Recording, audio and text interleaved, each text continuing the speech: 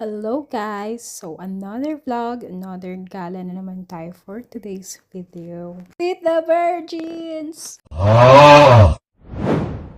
Yes guys, ganun lang talaga yung mga routine namin dito sa abroad. Pag may off, gala. Pero kung walang pera, bahay, tulog, kain. Ganito na talaga yung mga nagiging routine namin. Before sasabog sa pagkalayo-layong lakaran, pagbabaon kami at sa train na namin yan kakainin.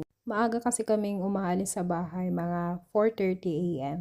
Kasi napakalayo namin sa city. At buti na lang, merong malapit na castle dito sa amin. Mga almost 4 hours lang din yung biyahe. At dito yan sa Schwerin. From train station, sumakay lang kami ng bus. And then from bus stop, papuntang castle, naglakad na lang kami. Pero meron palang bus stop dun sa may castle. Hindi lang namin alam. Pero pag dito ka na sa Europe, parang ma-appreciate mo na yung walking. Hindi mo na napapansin na sobrang layo na pala nung nilakad mo. Kasi sobrang ganda ng mga tanawin, yung mga buildings nila, kakaiba talaga. Pero para hindi ka makareklamo na sobrang sakit na ng paa mo, wear comfortable shoes talaga. Finally, dumating na rin kami sa castle ng Schwerin. I am very grateful and happy kasi napupuntahan ko na yung mga nakikita ko lang dati sa movies. Para din sa mga kapwa ko dreamers na pinangarap din pumunta dito sa Germany, I am rooting for you guys and praying for your success. And bis zum nächsten Mal. Tschüss!